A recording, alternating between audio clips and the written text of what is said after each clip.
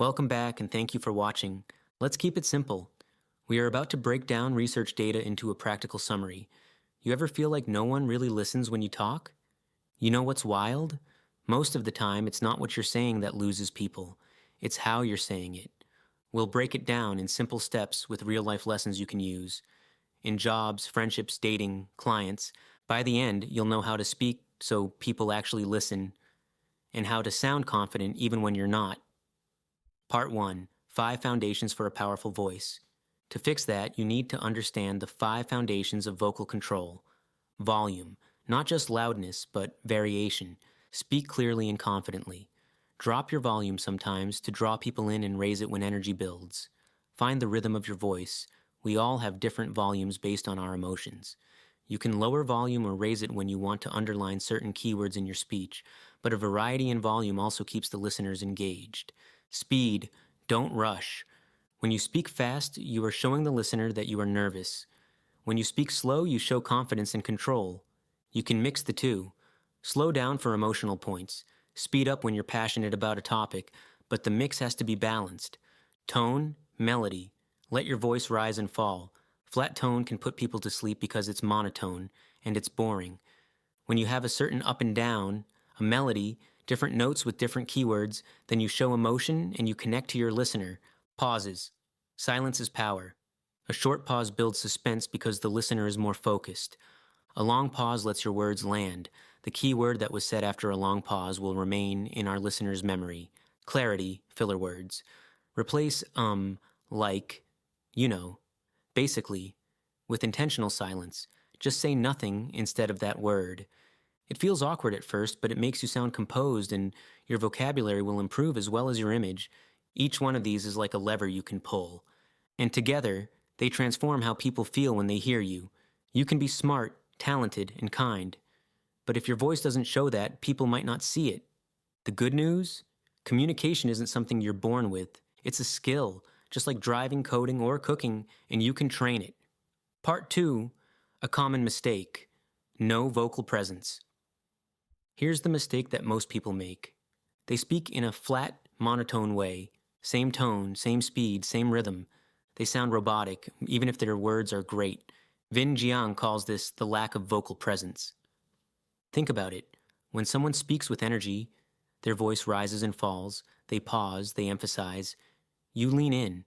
But when they speak in one tone, your brain tunes them out because a flat sound has this effect on the brain, and then your listener is not present. Your voice is an instrument. And most people never learn how to play it.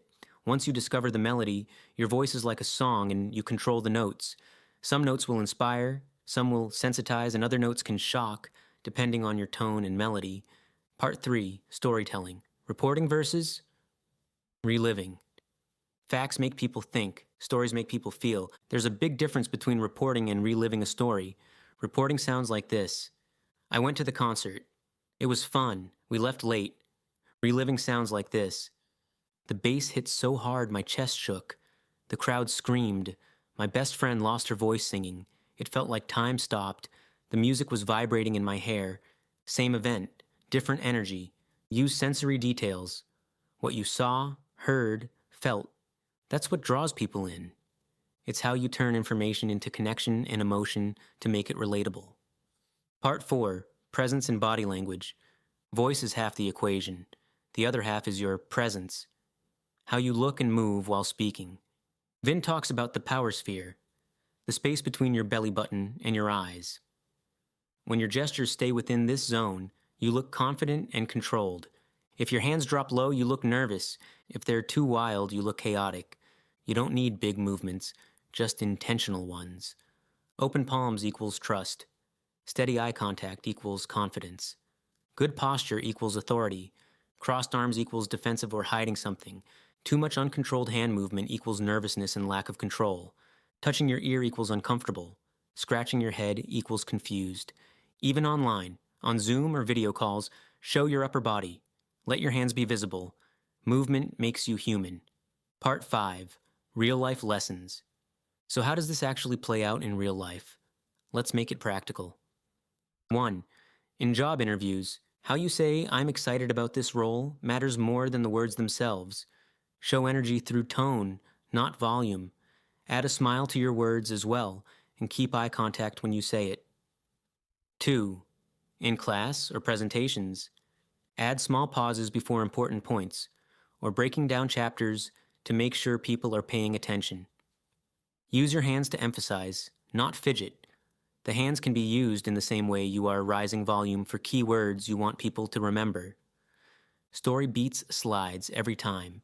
Keep slides text short so people can hear you. 3. In friendships or dating, don't rush your stories. Let moments breathe. Live the story when you say it. Don't just name the facts. Confidence doesn't mean talking more. It means talking with intention. 4. Online calls or videos, sit or stand with open posture. Let your hands and face be visible. Speak like someone's right there in front of you. Use a confident tone and clear words to let people know you deserve to be there. If you are waiting for your turn to speak, make notes of what you are planning to say and organize your speech, questions, or answers. 5. Leadership and teamwork. People trust calm energy. When things get tense, your tone and silence speak louder than words.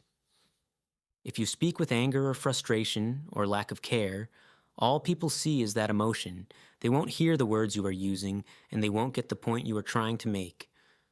6. Self-confidence. You don't find confidence first, you build it by practicing communication. Confidence is a side effect of competence. Once you know for a fact that you have improved your communication, confidence will come as a bonus, like an aura. Part 6. The record and review method. Here's a method that can change your life, and it's free. Vin calls it record and review. Step 1. Record yourself talking for 5 minutes about anything. Stand up. Use your hands. Step 2. Wait a day. Then, listen to the audio. Focus on your voice, the tone, speed, and silences. Watch, mute the video. Notice posture, gestures, eye contact. Read the transcript, see your filler words, and make a note of them. Then pick one thing to improve on each week. It could be, I'll slow down when I get nervous. I'll pause before key sentences. I'll stop saying like every 2 seconds and pause instead. Small, consistent tweaks equals major transformation over time. Do not push yourself to become uncomfortable. Only work in small steps on your plan so you don't get overwhelmed. Part 7. Mindset and objections. You might be thinking, I'm shy. That's okay. Being quiet doesn't mean you can't be powerful. You just communicate differently, more intentionally. I have an accent. Good. That's your story. Don't erase it, just work on clarity. I have ADHD. My mind races. Use that energy, but shape it. Slow your pace, anchor yourself in pauses. I hate my voice. We all do it first. That discomfort, that's growth. Remember, it's not about changing who you are. It's about showing who you are more clearly. It's like a campaign working on audio and visual packaging. Part 8. Action plan to start today. Here's your 8-step starter plan. Choose one thing to focus on. Volume, pace, or pauses. Record a 5-minute talk. Wait 24 hours before watching it. Listen first, then watch silently, then read a transcript. Highlight filler words and nervous habits. Set a goal for the week, e.g., use 3 intentional pauses per conversation. Practice daily. Short bursts beat long marathons. Review and repeat weekly. Over 12 weeks, that habit will rewire how you speak, naturally. Let's end with a call to action. The biggest communication mistake isn't a tone or a gesture, it's ignoring your voice. Your voice is your bridge to the world. It can open doors, build trust, and shape how people see you, but only if you train it. Start small with the following steps. Record yourself today. Pause more. Speak with intention. You don't need to be perfect, just more present. Because the world doesn't need another flawless speaker. It needs more real voices like yours. So take a breath and say what you really mean. Slower, clearer, in a confident voice, with occasional pauses and a confident body posture. Keep it simple and subscribe. Drop us a comment for feedback. Thank you for watching.